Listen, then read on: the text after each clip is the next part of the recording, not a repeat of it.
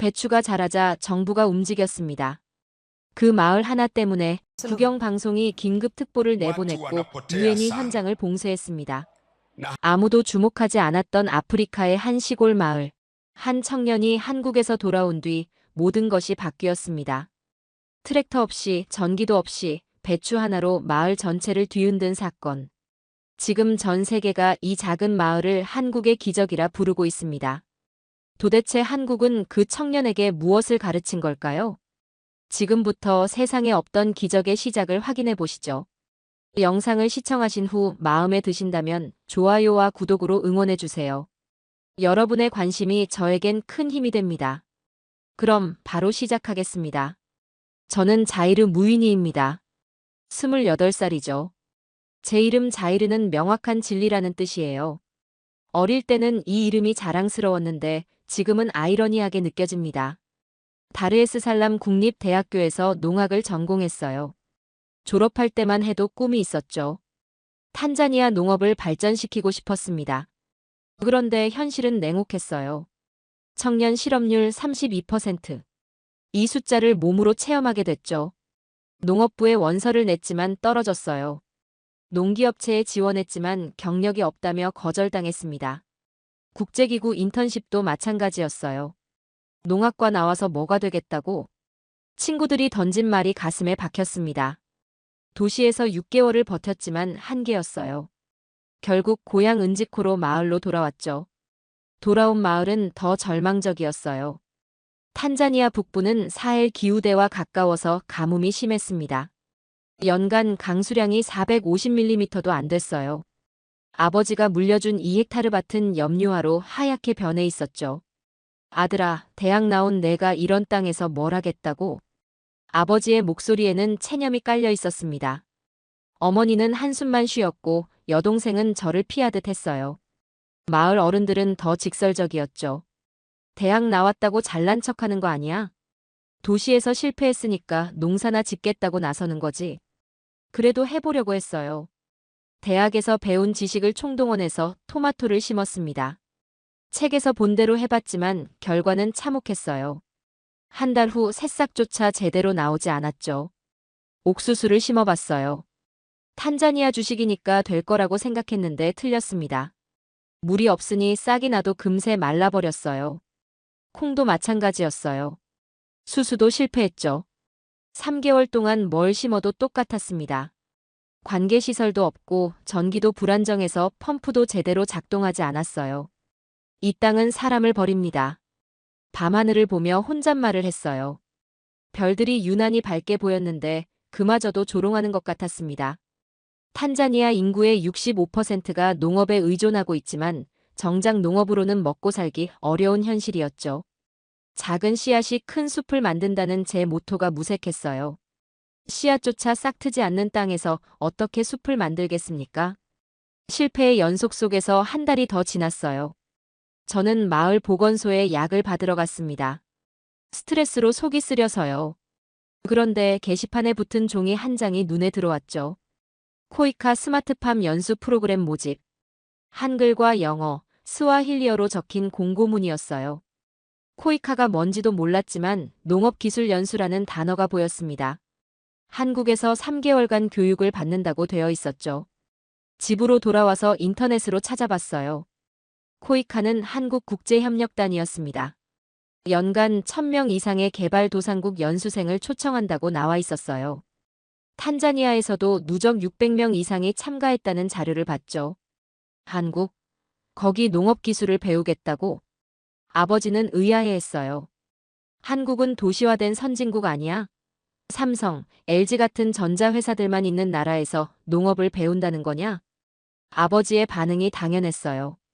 우리가 아는 한국은 K-팝과 휴대폰 만드는 나라였거든요. 농업과는 거리가 멀어 보였죠. 어머니도 걱정스러워했습니다. 그런 선진국에 가서 적응이나 할 수 있겠니? 하지만 저에게는 마지막 기회처럼 느껴졌어요. 다른 선택지가 없었거든요. 지원서를 작성하는데 사흘이 걸렸습니다. 왜 한국에 가고 싶은지, 돌아와서 뭘 하고 싶은지 써야 했어요. 영어로 쓰는 게 쉽지 않았죠. 여동생 파티마가 도와줬습니다. 오빠, 정말 갈 거야? 아버지 말이 맞는 것 같은데. 한국에서 농업을 배운다는 게 말이 돼? 가야지. 이게 마지막 기회인 것 같아. 지원서를 제출하고 한 달을 기다렸어요. 그 사이에도 농사는 계속 실패했습니다. 마을 사람들의 시선은 더 차가워졌죠. 대학 나온 놈이 농사도 제대로 못 짓네. 이제 외국까지 가겠다고? 한국에서 농업을 배운다니 말이나 되는 소리야? 그러던 어느 날 전화가 왔어요. 다르에스살람에서 인터뷰를 보러 오라는 연락이었습니다. 심장이 뛰었어요. 인터뷰 당일 저는 유일한 정장을 입고 갔어요. 대학 졸업식 때 입었던 옷이었죠. 면접관은 한국인과 탄자니아인이었습니다.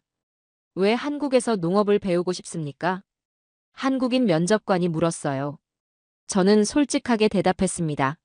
한국이 전자제품으로 유명한 건 알지만 어떻게 그렇게 발전했는지 궁금해요. 농업에서 시작되지 않았을까요? 돌아와서 뭘 하실 건가요? 제가 배운 것을 마을 사람들과 나누고 싶습니다. 특히 젊은이들에게요. 면접이 끝나고 2주를 기다렸어요. 그 사이 마을에서는 또 다른 청년이 도시로 떠났습니다. 일자리를 찾아서요. 그런데 합격 통지가 왔어요. 손이 떨렸습니다. 가족들에게 소식을 전했어요. 정말 한국에 간다고? 여동생 파티마가 놀라워했어요. 아버지는 여전히 의구심이 가득했어요. 아들아, 정말 괜찮겠냐? 선진국에서 농업을 배운다는 게. 저녁에 아버지가 저를 불렀어요. 마당에서 둘이 앉아 이야기했죠.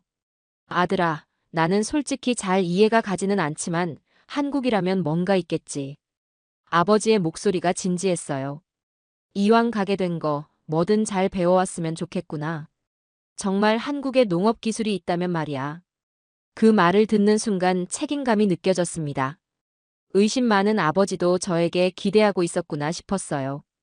인천공항에 도착했을 때 첫 느낌은 충격이었어요. 공항부터가 달랐습니다. 탄자니아에서 본 어떤 건물보다도 크고 현대적이었죠. 그런데 더 놀라운 건 사람들이었어요. 안녕하세요. 자이르 씨죠? 코이카 직원이 유창한 영어로 인사했습니다. 한국 사람이 이렇게 친절할 줄 몰랐어요. 아프리카 사람들을 대하는 태도가 유럽 사람들과는 확연히 달랐죠. 수원에 있는 코피아 농업연수원까지 가는 길에 창밖을 봤어요. 정말 신기했어요. 선진국인데 농업이 이렇게 체계적으로 되어 있다니요. 한국도 예전에는 가난한 농업 국가였어요.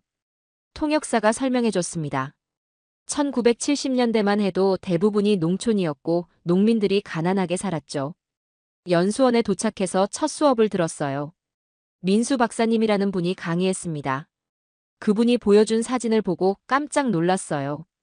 이게 1970년대 한국 농촌이에요. 사진 속에는 허름한 농가들과 비포장 도로, 물 깃는 아이들이 보였거든요. 지금 우리 마을과 비슷한 모습이었습니다. 정말 믿기지 않았어요. 어떻게 이렇게 변했나요? 제가 물었어요. 민수 박사님은 미소를 지으며 답했습니다. 기술도 중요하지만 포기하지 않는 마음이 더 중요했어요. 그날부터 본격적인 교육이 시작됐어요. 점적관계 시스템을 처음 봤을 때는 입이 벌어졌습니다. 물 소비를 70%나 줄일 수 있다니요. 우리 마을에 딱 필요한 기술이었어요. 스마트팜 시설도 충격적이었습니다. 휴대폰으로 온도와 습도를 조절하고 센서가 자동으로 물을 주는 시스템이었어요. 한국 온실 농가의 수확량이 노지 대비 3.5배라는 사실도 놀라웠죠. 적은 자원으로 최대 수확을 내는 게 핵심이에요. 민수 박사님의 말이 가슴에 와 닿았습니다. 바로 우리가 필요한 철학이었거든요. 김치 담그기 실습도 재미있었어요. 배추를 소금에 절이고 양념을 넣는 과정을 보면서 생각했죠. 이런 발효 기술도 우리 마을에 응용할 수 있겠다고요. 김치는 우리 조상들의 지혜예요. 채소를 오래 보관하는 방법이죠. 강사가 설명했습니다. 탄자니아에서도 채소 보관이 큰 문제였는데 해결책을 찾은 기분이었어요. 친환경 병충해 방제 수업도 인상 깊었어요. 화학 농약 대신 천연 재료로 해충을 막는 방법들이었죠. 계피, 마늘, 비누를 활용한 방법들이 신기했습니다. 비싼 농약을 쓸 필요가 없어요. 주변에 있는 것들로도 충분히 해결할 수 있어요. 이 말을 듣고 희망이 생겼어요. 우리 마을에서도 할 수 있는 일들이었거든요. 가장 충격적인 건 새마을 운동에 대한 수업이었어요. 1970년대 한국 농촌이 어떻게 변화했는지 보는 순간 소름이 돋았습니다. 근면, 자조, 협동. 이 세 가지 정신으로 마을이 바뀌었어요. 민수 박사님이 보여준 전후 사진은 정말 극적이었어요. 몇 년 만에 완전히 다른 마을이 된 거죠. 기술을 배우는 것도 중요하지만 마음가짐이 더 중요해요. 그 말이 계속 머릿속을 맴돌았습니다. 연수 기간 중에 한국 농가도 방문했어요. 60대 농부 아저씨가 직접 설명해 주셨죠. 젊었을 때는 정말 힘들었어요. 하지만 계속 시도하다 보니 여기까지 왔네요. 그분의 손이 거칠었지만 눈빛은 자신감으로 가득했어요. 바로 제가 되고 싶은 모습이었습니다. 3개월의 연수가 끝날 때쯤 저는 완전히 다른 사람이 되어 있었어요. 기술도 배웠지만 더 중요한 건 마음가짐이 바뀐 거였죠. 자이르 씨, 꼭 성공하세요. 민수 박사님이 악수하며 말했어요. 한국에서 배운 건 기술이 아니라 정신이에요. 그걸 잊지 마세요. 공항에서 탄자니아로 돌아가는 비행기에 오르며 다짐했습니다. 이제 진짜 시작이라고요. 다르에스살람 공항에 내린 순간 현실이 돌아왔어요. 3개월 동안 한국의 첨단 농업시설에 익숙해진 저에게 고향의 모습은 더욱 초라해 보였습니다. 은지코로 마을로 돌아가는 버스 안에서 생각했어요. 한국에서 배운 것들을 어떻게 적용할지 말이죠. 점적관계, 스마트팜, 친환경 방제. 모든 게 가능해 보였어요. 자이르가 돌아왔네. 마을에 도착하니 사람들이 모여들었습니다. 하지만 반응은 싸늘했어요. 3개월 동안 한국에서 뭘 배웠다고? 농사도 제대로 못 짓던 놈이 외국 다녀왔다고 달라졌을까? 마을 어른들의 시선이 차갑게 느껴졌어요. 특히 이웃집 핫산 아저씨는 대놓고 비웃었죠. 한국에서 농업을 배웠다고? 그 나라는 휴대폰이나 만드는 곳 아니야? 집에 와서 가족들에게 한국에서 찍은 사진을 보여줬어요. 점적관계 시스템, 온실 농장, 스마트팜 시설들 말이죠. 와, 정말 대단하네. 여동생 파티마만 신기해했어요. 아버지와 어머니는 반응이 미묘했습니다. 아들아, 저런 시설을 우리가 어떻게 만든다고? 아버지의 목소리에는 의구심이 가득했어요. 전기도 불안정한 마을에서 스마트팜이라니 현실성이 없어 보였죠. 그래도 저는 시작했어요. 한국에서 가져온 매뉴얼을 펼쳐놓고 계획을 세웠습니다. 우선 작은 텃밭부터 시작하기로 했어요. 페트병을 연결해서 간이 점적관계 시스템을 만들어 봤어요. 한국에서 배운 원리를 응용한 거였죠. 물탱크에서 호스를 연결하고 페트병에 구멍을 뚫어서 물이 천천히 나오게 했습니다. 하지만 첫 시도는 실패였어요. 물압이 맞지 않아서 제대로 작동하지 않았죠. 어떤 구멍에서는 물이 너무 많이 나오고 어떤 곳은 막혀버렸어요. 역시 안 되는구나. 마을 사람들이 수군거렸습니다. 저도 좌절했어요. 한국에서는 간단해 보였는데 실제로 해보니 쉽지 않았거든요. 며칠 후 다시 시도했어요. 이번에는 물탱크 높이를 조절하고 호스 굵기도 바꿔봤습니다. 그런데 또 실패했어요. 물이 새거나 막히는 문제가 계속 생겼죠. 한국에서 3개월 배웠다는 게 이거야? 핫산 아저씨가 비아냥거렸어요. 다른 마을 사람들도 고개를 저었습니다. 세 번째 시도를 할 때였어요. 급수 호스가 터져서 물이 쏟아져 나왔습니다. 저는 급하게 호스를 입으로 막고 버텼어요. 이 물 한 방울이 살아남을 유일한 희망입니다. 그 순간 정말 절망적이었어요. 한국에서 배운 기술들이 현실에서는 통하지 않는 것 같았거든요. 아버지가 다가왔어요. 아들아, 포기해라. 우리 마을 조건에는 맞지 않는 것 같다. 아니에요, 아버지. 분명히 방법이 있을 거예요. 저는 포기할 수 없었어요. 민수 박사님이 말했던 한국의 정신이 떠올랐거든요. 포기하지 않는 마음이 가장 중요하다고 했잖아요. 마을 연장자들은 더욱 회의적이었어요. 젊은 놈이 외국 기술에만 의존하려고 하네. 우리 조상들이 몇백 년 동안 해온 방식이 있는데 왜 굳이 어려운 길로 가려고 하나? 연간 강수량 450mm, 불안정한 전력 공급, 마을 공동 물탱크 하나. 현실적인 조건들이 저를 짓눌렀어요. 그날 밤 저는 한국에서 받은 교육 자료를 다시 펼쳐봤어요. 뭔가 놓친 게 있을 거라고 생각했거든요. 적은 자원으로 최대 효과를. 민수 박사님의 말이 다시 들렸어요. 저는 너무 복잡하게 생각하고 있었던 것 같았습니다. 그리고 마침내 깨달았어요. 기술보다 중요한 건 사람들의 마음을 얻는 것이라는 걸 말이죠. 혼자서는 아무것도 할 수 없었어요. 한 달의 실패 후 저는 전략을 바꿨어요. 복잡한 시스템부터 시작하지 말고 가장 간단한 것부터 해보기로 했습니다. 마을 초등학교를 찾아갔어요. 교장 선생님인 음엠배 선생님과 이야기했죠. 학교에 작은 텃밭을 만들어 보면 어떨까요? 음엠배 선생님은 반신반의하는 표정이었지만 허락해줬습니다. 학교 뒤편 버려진 땅 50평방미터를 내주었어요. 이번에는 혼자 하지 않았어요. 10명의 5학년 학생들과 함께 시작했습니다. 정말 여기서 채소가 자랄까요? 12살 라이미가 물었어요. 아이들의 눈빛이 순수했습니다. 어른들과는 달리 편견이 없었죠. 처음에는 땅을 정리했어요. 돌멩이를 치우고 잡초를 뽑았습니다. 아이들이 정말 열심히 도와줬어요. 한국에서 가져온 배추 씨앗을 심었어요.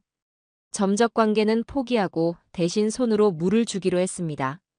매일 아침 아이들과 함께 물을 주었어요. 물을 너무 많이 주면 안 돼. 네, 선생님. 아이들이 식물을 돌보는 모습을 보니 마음이 따뜻해졌어요. 일주일 후 배추 새싹이 올라왔습니다. 아이들이 난리가 났어요. 와, 정말 잘하고 있어요. 지나가던 마을 사람들이 무슨 일인지 구경하러 왔어요. 저게 뭐야? 자이르가 심은 채소 같은데? 마을 사람들이 호기심 어린 눈으로 텃밭을 바라봤어요. 3주 후에는 새싹이 제법 자랐어요. 한국에서 배운 친환경 방제법도 적용해봤습니다. 마늘과 비누를 우린 물로 해충을 쫓아냈어요. 벌레가 정말 안 꼬이네. 음엠배 선생님이 신기해했어요. 한 달 반이 지나자 배추가 손바닥만 해졌어요. 아이들이 매일 성장을 관찰하고 기록했습니다. 이 배추로 뭘 할 거예요? 김치를 만들어 볼까? 한국에서 배운 김치 담그는 법을 아이들에게 가르쳐 줬어요. 물론 고춧가루 대신 현지 향신료를 사용했죠. 2달 후 드디어 수확하는 날이 왔어요. 마을 사람들이 몰려왔습니다.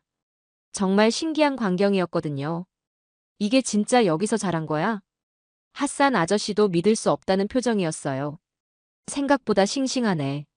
첫 수확량은 배추 15포기였어요. 많지는 않았지만 상징적인 의미가 컸죠. 학교 급식에 배추 김치를 넣어봤어요. 아이들이 처음에는 이상해했지만 금세 좋아했습니다. 이거 맛있어요. 아이들의 반응이 폭발적이었어요. 이런 채소를 계속 기를 수 있다면 급식의 질이 훨씬 좋아질 텐데. 영양사 선생님도 놀라워했죠. 소문이 퍼지기 시작했어요. 마을 젊은이들이 하나둘 찾아왔습니다. 자이르, 정말 어떻게 한 거야? 또래인 하킴과 라셰드가 물어봤어요. 별거 아니야. 한국에서 배운 기본기를 적용한 거야. 우리도 해볼 수 있을까? 드디어 관심을 보이는 사람들이 생겼어요. 작은 성공이었지만 변화의 시작이었습니다. 그날 밤 아버지가 저를 불렀어요. 아들아, 그 배추가 정말 맛있더라. 아버지의 목소리에 처음으로 인정하는 기색이 담겨 있었어요. 이제 조금 믿어볼게. 다음에는 뭘 할 생각이야? 마침내 첫 번째 관문을 통과한 기분이었습니다. 배추 한 포기가 마을의 시선을 바꾼 거죠. 배추 성공 소식이 마을을 넘어 인근 지역까지 퍼져나갔어요. 며칠 후 예상치 못한 일이 일어났습니다. 집에 가보니 젊은이들 6명이 앉아 있었어요. 모두 20대로 다른 마을에서 온 친구들이었죠. 안녕하세요. 저는 하킴이에요. 아미나입니다. 한 명씩 자기소개를 했어요. 모두 대학을 졸업했지만 일자리가 없어서 고민하던 청년들이었죠. 한국에서 배운 농업 기술을 우리에게도 가르쳐 주실 수 있나요? 물론이죠. 함께 해봅시다. 그날부터 우리는 매일 모여서 공부하기 시작했어요. 저는 한국에서 가져온 농업 매뉴얼을 꺼냈습니다. 이제 알겠어요. 우리는 실습도 함께 했어요. 학교 텃밭에서 시작해서 각자 집 마당에도 작은 실험 농장을 만들었습니다. 한국어와 스와힐리어를 섞어가며 설명했어요. 일주일 후 하킴이 제안했어요. 우리 팀 이름을 정해볼까요? K청년 농업팀. 모두가 박수를 쳤어요. K는 코리아의 K였지만 동시에 스와힐리어로 농업을 뜻하는 킬리모의 K이기도 했어요. 우리는 매일 저녁 모여서 농업 공부를 했어요. 한국 농업 기술을 스와힐리어로 정리해서 마을 사람들에게 전파하기 시작했습니다. 킬리모 차코리아. 마을 사람들이 우리 방식을 이렇게 불렀어요. 한 달 후 7명이 모두 성공적으로 작은 텃밭을 가꾸게 됐어요. 우리 정말 해냈어요. 그날 밤 우리는 첫 번째 팀 회의를 열었어요. 더 많은 사람들에게 가르쳐주면 어떨까? 학교와 협력해서 교육 프로그램을 만들어보자. K청년 농업팀의 공식적인 출발이었어요. 한국에 대한 감사함과 존경심을 담아 만든 이름이었죠. 감사합니다, 한국. 우리는 모두 함께 외쳤어요. 그 목소리가 은지코로 마을 하늘에 울려 퍼졌습니다. K청년 농업팀의 활동이 6개월을 넘어서자 놀라운 변화가 일어났어요. 마을 전체 수확량이 30%나 증가한 거였죠. 이건 정말 대단한 일이야. 더 놀라운 소식이 있었어요. 인근 학교 3곳에서 급식 납품 계약을 제안해 온 거였습니다. 우리 학교에도 신선한 채소를 공급해 주세요. K청년 농업팀은 이제 마을의 희망이 되어 있었어요. 어느 날 마을에 낯선 차량이 들어왔어요. 지역 방송국 취재팀이었습니다. K청년 농업팀을 취재하러 왔습니다. 취재는 하루 종일 진행됐어요. 점적 관계 시스템부터 수확 현장까지 모든 걸 촬영했죠. 한국에서 뭘 배우셨나요? 물을 아끼는 기술과 협동하는 정신을 배웠어요. 방송이 나간 후 더 큰 관심이 쏟아졌어요. 농업부 공무원이 직접 마을을 방문했습니다. 정부에서 지원하고 싶습니다. 하지만 가장 놀라운 방문자가 따로 있었어요. 코이카 탄자니아 지부에서 나왔습니다. 한국 원조기관 직원이 찾아온 거였어요. 며칠 후 더욱 특별한 손님이 왔어요. 코이카 직원과 함께 온 사람을 보고 저는 깜짝 놀랐습니다. 민수 박사님. 자이르. 한국에서 저를 가르쳐 주신 민수 박사님이었어요. 코이카 출장 업무로 탄자니아에 오셨다가 저희 이야기를 들으시고 직접 찾아오신 거였죠. 정말 기특해요. 박사님이 제 어깨를 토닥여 주셨어요. 배운 기술을 이렇게 현실에 적용하다니. 눈물이 났어요. 한국에서의 시간이 모두 떠올랐거든요. 마을 사람들이 모두 나와서 환영했어요. 자이르를 가르쳐 주셔서 감사해요. 아이들이 준비한 노래를 불렀어요. 감사합니다, 한국. 박사님이 우리 농장을 둘러보셨어요. 점적관계 시스템이 정말 잘 되어 있네요. 이 마을의 저장 기술은 한국에서 온 한 청년의 배낭에서 시작됐어요. 촌장님이 자랑스럽게 말씀하셨어요. 그날 저녁 환송회가 열렸어요. 자이르, 앞으로 계획이 뭐예요? 더 많은 마을에 기술을 전파하고 싶어요. 다음 날 박사님이 떠나실 때 특별한 선물을 주셨어요. 최신 농업 기술 책들이야. 한국과 탄자니아의 우정을 기억해. K청년 농업팀은 이제 정부와 한국의 공식적인 지원을 받게 됐어요. 우리 정말 멀리 왔네요. 저는 하늘을 올려다봤어요. 한국에서 배운 것들이 이 아프리카 땅에서 꽃피고 있었습니다. 민수 박사님이 떠나신 지 6개월이 지났어요.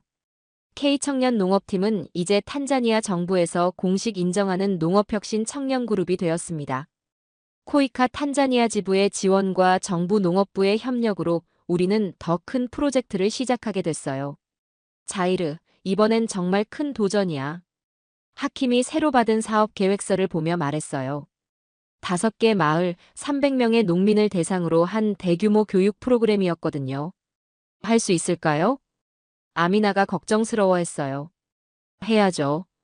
우리가 배운 걸 더 많은 사람들과 나눠야 해요. 우리는 체계적인 교육 시스템을 만들었어요. 한국에서 배운 내용을 완전히 현지화한 커리큘럼이었죠. 1주차 토양 관리와 씨앗 선택, 2주차 점적 관계 시스템 설치, 3주차 병해충 관리, 전통 지식과 현대 기술, 4주차 수확 후 저장 기술. 모든 교육 자료를 스와힐리어로 번역하고 그림으로 설명해서 누구나 이해할 수 있게 만들었어요. 첫 번째 교육이 시작됐어요. 킬라티라 마을에서 50명의 농민이 참가했습니다. 한국 기술이 정말 효과가 있나요? 참가자 중 한 명인 마르타 아주머니가 의심스럽게 물었어요. 직접 보시면 믿으실 거예요. 실습장에서 기존 방식과 한국식 방법을 비교해서 보여줬어요. 같은 씨앗, 같은 조건에서 물 주는 방식만 다르게 했죠. 2주 후 놀라운 결과가 나타났어요. 이게 정말 가능한 일이야? 한국식 방법으로 키운 배추가 훨씬 크고 싱싱했어요. 물도 절반밖에 안 썼는데. 마르타 아주머니가 감탄했어요. 소문이 퍼지면서 다른 마을에서도 교육 요청이 쏟아졌어요. 우리 마을에도 와주세요. 언제 교육받을 수 있어요? 우리는 교육 순번을 정하고 체계적으로 진행했어요. 6개월 후 놀라운 성과가 나타났어요. 참여한 300명의 농민 중 85%가 수확량을 늘렸고 수입도 평균 40% 증가했습니다. 정부에서 공식 발표를 했어요. K청년 농업팀의 성과는 탄자니아 농업 역사상 가장 성공적인 사례입니다. 농업부 장관이 직접 우리 마을을 방문했어요. 이 프로그램을 전국으로 확대하고 싶습니다. 더 큰 기회가 찾아왔어요. 케냐와 우간다에서도 우리의 기술을 배우고 싶다고 연락이 왔습니다. 동아프리카 농업 네트워크를 만들어보자. 라셰드가 제안했어요. 그해 연말, 특별한 손님이 다시 찾아왔어요. 자이르. 민수 박사님이 코이카 사업 점검차 다시 오신 거였어요. 정말 자랑스러워요. 박사님이 우리가 만든 교육센터를 둘러보시며 말씀하셨어요. 한국에서 배운 한 명의 청년이 이렇게 많은 변화를 만들다니. 그날 저녁 특별한 행사가 열렸어요. 우리가 교육한 농민 대표들이 모두 모인 감사 행사였죠. 한국과 자이르 팀에게 감사합니다. 300명의 목소리가 하나가 됐어요. 마르타 아주머니가 무대에 나왔어요. 제 손자도 이제 농업을 하고 싶다고 해요. 농업이 희망 없는 일이 아니라는 걸 알게 됐거든요. 박사님이 마이크를 잡으셨어요. 자이르는 한국과 탄자니아를 잇는 다리 역할을 하고 있어요. 이게 진짜 국제협력이죠. 행사가 끝난 후 박사님이 저를 따로 부르셨어요. 자이르, 한국에서 석사 과정을 해볼 생각 없어? 정말요? 코이카 장학금 프로그램이 있어. 더 깊이 공부하고 돌아와서 더 큰 일을 해보면 어떨까? 1년 후, 저는 다시 한국에 있었어요. 이번엔 대학원생으로 말이죠. K청년 농업팀은 하킴이 리더가 되어 계속 활동하고 있어요. 이제 동아프리카 5개국과 협력하는 국제 네트워크로 성장했습니다. 박사님, 2년 후에 돌아가면 더 큰 꿈을 실현해보고 싶어요. 어떤 꿈? 탄자니아 최초의 농업 청년 창업 대학을 만들고 싶어요. 한국의 기술과 아프리카의 전통 지혜를 결합한 새로운 교육 모델로요. 박사님이 미소 지으셨어요. 좋은 꿈이야. 한국이 도울게. 한국에서 배운 한 방울의 지식이 아프리카 대지에서 큰 강이 되고 있었어요. 그리고 그 강은 계속 흘러 더 많은 땅을 적셔나갈 거예요. 현재 K청년 농업팀은 동아프리카 농업혁신의 상징이 되었고, 자이르는 한국에서 농업경영학 박사과정을 마친 후 탄자니아로 돌아가 한 아프리카 농업혁신 대학을 설립 준비 중입니다. 작은 배추 한 포기에서 시작된 희망의 씨앗이 지금도 계속 자라나고 있습니다. 오늘의 사연은 여기까지입니다. 그 누구도 믿지 않았습니다. 물도 전기도 기술도 없던 그 땅에서 한국이 심은 건 단지 배추 씨앗이 아니었습니다. 포기하지 않는 마음. 그 하나가 마을을 바꾸고 사람을 바꾸고 지금은 나라의 농업을 바꾸고 있습니다. 오늘도 은지코로 마을에서는 배추가 자라고 토마토가 자라고 한국이라는 희망이 자라고 있습니다. 여러분 기억해 주세요. 우리는 기술 강국이 아니라 정신 강국 대한민국입니다. 그리고 그 정신이 오늘도 누군가의 삶을 바꾸고 있습니다.